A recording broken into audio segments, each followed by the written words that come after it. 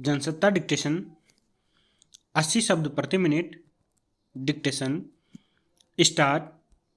रहस्यमयी परिस्थितियों में गायब हो जाने वाले बच्चों का सवाल किसी रपट के जरिए सामने आने के बाद सुर्खियों में आता है, पर कुछ समय बाद फिर सब पहले की तरह शांत हो जाता है।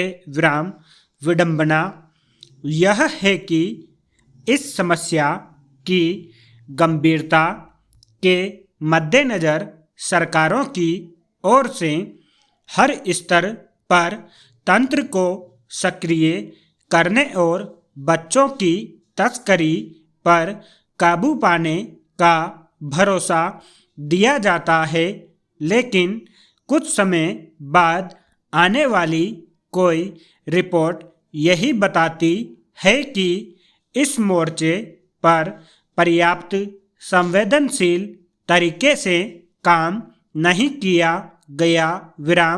गौरतलब है कि बच्चों की समस्याओं पर काम करने वाली एक संस्था की ओर से रविवार को जारी रिपोर्ट में फिर से बाल तस्करी की चिंताजनक तस्वीर सामने रखी गई है। रिपोर्ट के मुताबिक 2016 से 2022 के बीच देश भर में बहुत सारे बच्चे गायब हुए, लेकिन इसी दौरान उत्तर प्रदेश, बिहार और आंध्र प्रदेश ने बच्चों की तस्करी के सबसे अधिक मामले सामने आए। हालांकि देश की राजधानी दिल्ली में भी हालत बेहद अफसोसनाक रही, जहां बाल तस्करी के मामलों में 68% की बढ़ोतरी देखी गई। पैराचेंज सवाल है कि एक तरफ देश भर में राज्य सरकारें हर स्तर पर बेहतर सुशासन, नागरिकों की सुरक्षा और सुविधा आदि का आश्वासन देती रहती हैं, लेकिन क्या उन पर उतनी ही संवेदनशीलता से अमल करने को लेकर भी वे गंभीर रहती हैं? आखिर बच्चों की तस्करी के अमानवीय कारोबार में लगे लोगों या गिरोहों को किसी बच्चे को गायब करने या खोए हुए बच्चों को उठाकर कहीं बेच देने की हिम्मत कहां से आती है? अगर अपराध के खिलाफ तंत्र की सक्रियता और सुरक्षा व्यवस्था के पुख्ता इंतजाम हों, तो क्या बाल तस्करों को इतने व्यापक पैमाने पर अपनी साजिशों को अंजाम देने का मौका मिल पाएगा?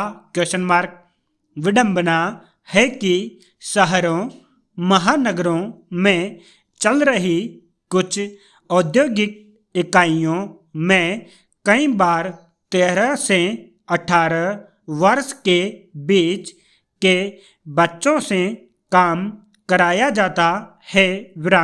लेकिन सभी कारखानों और उसकी समूची संरचना को जांच के दायरे में मानने वाले सरकारी तंत्र को बाल मजदूरी और तस्करी के पहलू पर गंभीरता से काम करने की जरूरत नहीं लगती है।